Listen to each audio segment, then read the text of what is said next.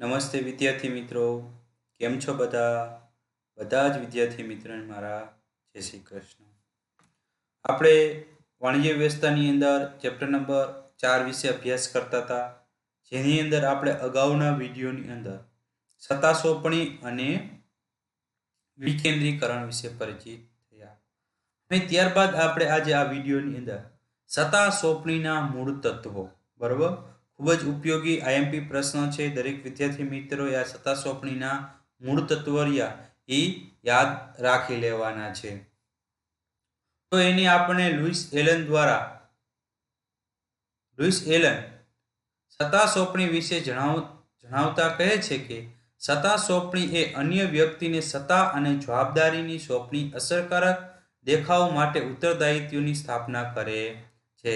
સત્તા સોંપણી વખતે સત્તા અને જવાબદારીની સોંપણી અને ઉત્તરદાયિત્વનું સ્થાપન થાય છે, બરોબર. તેમજ તેમના જણાવ્યા અનુસાર સત્તા સોંપણીના નીચે મુજબના તત્વો સમાવિષ્ટ થાય છે: જવાબદારીની સોંપણી, સત્તાની સોંપણી અને ઉત્તરદાયિત્વનો સર્જન. બરાબર. સત્તા સોંપણી એ 3 પાયા ઉપર આધારિત છે. એક તો જવાબદારી, સત્તા અને ઉત્તરદાયિત્વ. આ 3 વસ્તુનું સર્જન થાય છે. તેના આધારે એ પૂરેપૂરી સત્તાની સોંપણી થઈ કહેવાય. તો આમ જવાબદારી, સત્તા સોંપણી અને ઉત્તરદાયિત્વ રૂપી ત્રણેય પાયાનું મહત્વ એક સરખું રહેલું છે. આ ત્રણેય પાયાનું મહત્વ કેટલું છે? એક સરખું છે.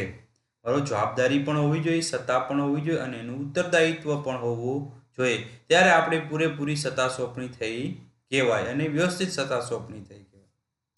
આ ત્રણેય તત્વો સ્વતંત્ર હોવા છતાં પરસ્પર જોડાયેલા છે. તેના સમતોલનથી જ કાર્યક્ષમ વ્યવસ્થાતંત્રનું માળખું રચી શકાય છે. દરેક એકબીજાથી સ્વતંત્ર છે, બરોબર, પણ એકબીજાથી પણ કેવા જોડાયેલા પણ છે.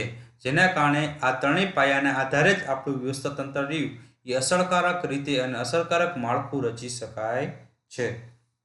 તો ચાલો આપણે દરેક વિશે પરિચિત થઈએ. તો સૌ પ્રથમ છે જવાબદારીની સોંપણી, રિસ્પોન્સિબિલિટી. બરોબર. જવાબદારીની સોંપણી. તો કે જવાબદારી એટલે શું? તો જવાબદારી એ ઉપલી અધિકારી દ્વારા જે તે કાર્ય કરવા માટે વહેંચવામાં આવેલી ફરજ છે. જવાબદારી શું છે? કે ઉપલી અધિકારી દ્વારા જે કાર્ય કરવાનું છે તેના માટે વહેંચવામાં આવેલી એની ફરજ છે. કે ભાઈ ફરજ તમારે કે આ કાર્ય તમારે પૂર્ણ કરવાનું છે. એ માટે તમને ફરજની સોંપણી કરવામાં આવે છે. કોઈ ચોક્કસ કાર્યની પૂર્ણતા માટે જે કે કાર્ય સોંપણીને આવશ્યક ભાગ હોય છે તે જવાબદારી છે. એ કોઈ ચોક્કસ કાર્ય પૂર્ણતા, શું કીધું છે? કોઈ ચોક્કસ કાર્ય પૂર્ણ થાય, બરોબર, તો આપણે કોઈ પણ કાર્યનું સોંપણી કરી કે ભાઈ તારે આ કામ કરવાનું છે, તો કાર્ય પૂર્ણ થાય તેની એ જવાબદારી છે. અને જવાબદારીના ભાગ સ્વરૂપે છે કે ભાઈ તારે આ કામ પૂર્ણ કરવાનું, એ તારી જવાબદારી છે. તમને કાર્ય તો આપે જ છે પણ એ કાર્ય પૂર્ણ કરવું એ તમારી જવાબદારી છે. જવાબદારીને કારણે હુકમ આપનાર અને તાબેદારોના સંબંધો સ્થાપિત થાય છે.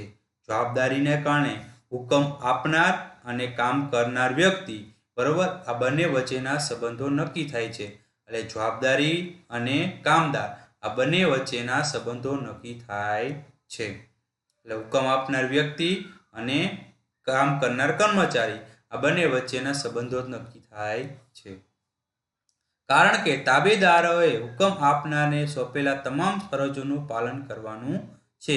તેથી જવાબદારીનો પ્રવાહ નીચેથી ઉપરની તરફ ગતિ કરે છે. બરોબર.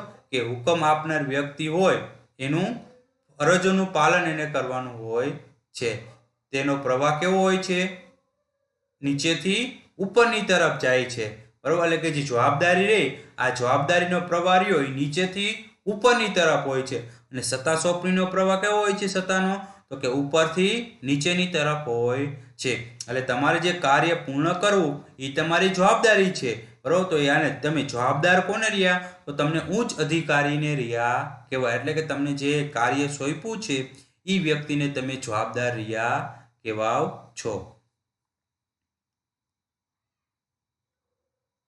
ગતિએ થાય. જેમ કે તાબેદારે હંમેશા તેની ઉપલી અધિકારીને જવાબદાર રહેવાનું છે. કોને જવાબદાર રહેવાનું છે? એની ઉપલી અધિકારીને, જેને કામ સોંપ્યું છે એ વ્યક્તિને એને જવાબદાર રહેવાનું હોય છે. સત્તા અને જવાબદારી બાબતને સ્પષ્ટતા જરૂરી છે. જ્યારે કોઈ કાર્ય અંગે જવાબદારીની વહેંચણી કરવામાં આવે ત્યારે તે અંગેની સત્તા જે તે વ્યક્તિને આપવી જરૂરી બની જાય છે. એટલે જે વ્યક્તિને તમે જવાબદારી કાર્ય પૂર્ણ કરવા માટેની આપો છો કે તારે આ કાર્ય પૂર્ણ કરવાનું છે, એના માટે તમે એને જવાબદારી આપો છો, તો આ જવાબદારીની સાથે સાથે સત્તા પણ આપવી જરૂરી છે. જો સત્તા આપી હશે તો જ એ કાર્ય પૂર્ણ કરશે. કાર્ય માટેની સત્તા આપવાની હોય છે અને એ કાર્ય વ્યવસ્થિત થાય, પૂર્ણ થાય, એના માટે એને જવાબદારી પણ આપવી પડે છે. એટલે કે જવાબદાર રહેવો જોઈએ તો જ તમારું કાર્ય વ્યવસ્થિત થાય. માટે સત્તા મુજબની જવાબદારી આપવાની ખ્યાલ હિમાયત કરવામાં આવે છે. એટલે કે જેટલી સત્તા એટલી જ એની જવાબદારી, બરોબર, એટલી જ હોવી જોઈએ. જો જવાબદારીના પ્રમાણમાં સત્તા વધુ પડતી આપવામાં આવે તો તેનો દુરુપયોગ થવાની શક્યતા પણ રહે છે. એટલે કે જવાબદારી જેટલી છે એના કરતાં વધારે સત્તા આપવામાં આવે તો એનો દુરુપયોગ થાય છે. અને તેનાથી ઉલટું, જો જવાબદારી કરતાં સત્તા ઓછી આપવામાં આવે તો આપણું કાર્ય વ્યવસ્થિત થતું નથી. તેથી સત્તા અને જવાબદારી સમતોલન દ્વારા યોગ્ય અને કાર્યક્ષમ વ્યવસ્થાતંત્રની રચના થઈ શકે છે. એટલે કે જેટલી સત્તા એટલી જ એની જવાબદારી, બંને સમતોલ હોવા જોઈએ.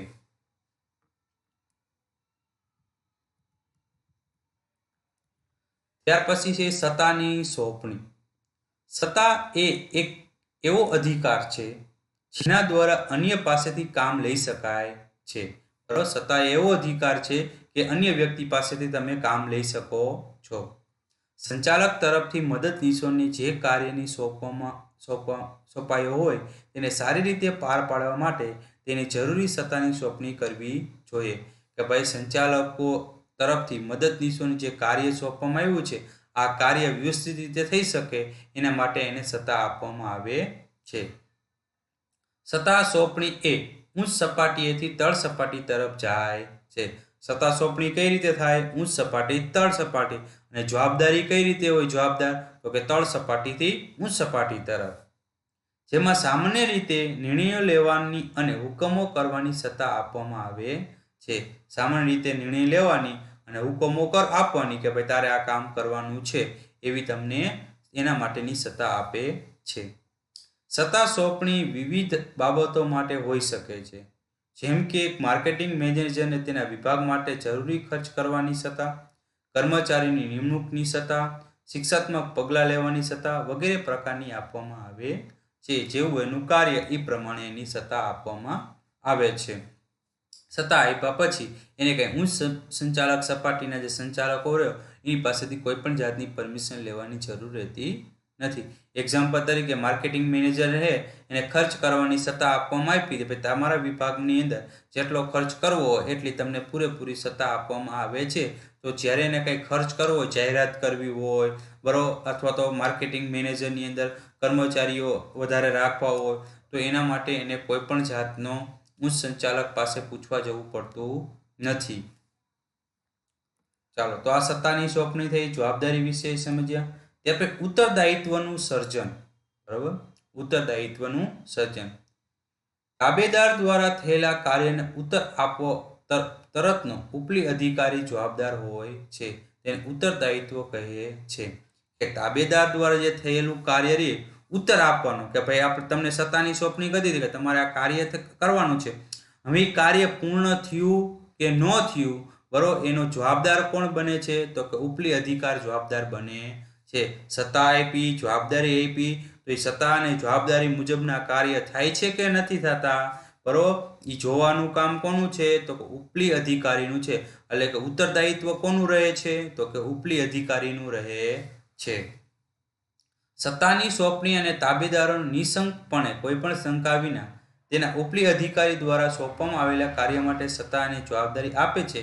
તેમ છતાંય જે તે કાર્યની આખરી પરિણામ માટે તો ઉપલી અધિકારીનું જ ઉત્તરદાયિત્વ રહે છે.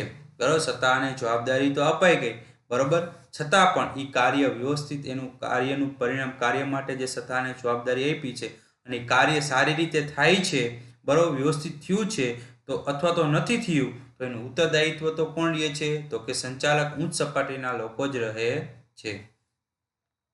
જવાબદારી અને સત્તાની સોંપણી કર્યા પછી સત્તા સોંપનારે પોતાના મદદનીશોને તેને સોંપેલા કાર્ય વ્યવસ્થિત રીતે રહે છે કે નહીં તે જોવું જોઈએ. તાબેદારને સોંપેલા કામના પરિણામ બાબતે ઉપલી અધિકારી પોતાના ઉત્તરદાયિત્વમાંથી મુક્ત થઈ શકે નહીં. ઉત્તરદાયિત્વ નીચેથી ઉપરની સપાટી પર જાય છે. ઉત્તરદાયિત્વની સોંપણી થઈ શકતી નથી. બરાબર, ઉત્તરદાયિત્વની કોઈ સોંપણી થાય નહીં. તો આપણે ઉદાહરણ તરીકે આપ્યું છે એ મસ્ત. હિસાબી અધિકારી દ્વારા હિસાબો લખવાનું કાર્યની જવાબદારી એકાઉન્ટન્ટને સોંપવામાં આવે છે. હિસાબી અધિકારી છે, બરોબર. હિસાબી અધિકારીનું કામ શું છે કે દરેક હિસાબો લખવા, બરોબર. હવે હિસાબો લખવાનું કામ કોને સોંપી દે છે? તો એકાઉન્ટન્ટને સોંપે છે, બરોબર. પરંતુ હિસાબો સાચા છે કે નહીં તે ચકાસવું અને તેમાં ભૂલો કે ગોટાળા અંગે ઉત્તર આપવાનું ઉત્તરદાયિત્વ તો હિસાબી અધિકારીનું જ રહે છે. કે એકાઉન્ટન્ટે બરોબર હિસાબો સાચા લખ્યા છે કે ખોટા લખ્યા છે, બરોબર.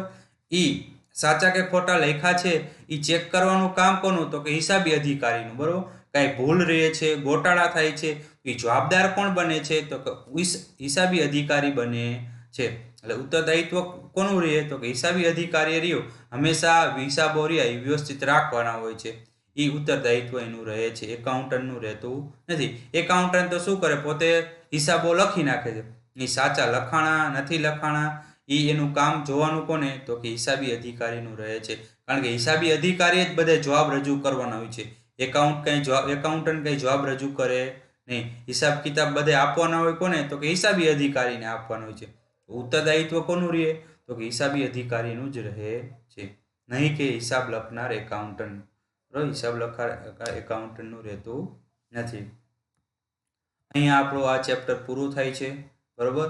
આપણે સત્તા સોંપણીના મૂર્તત્વ વિશે અભ્યાસ કર્યો છે. આ IMP પ્રશ્ન એ દરેક વિદ્યાર્થીઓએ પાકો કરી લેવો.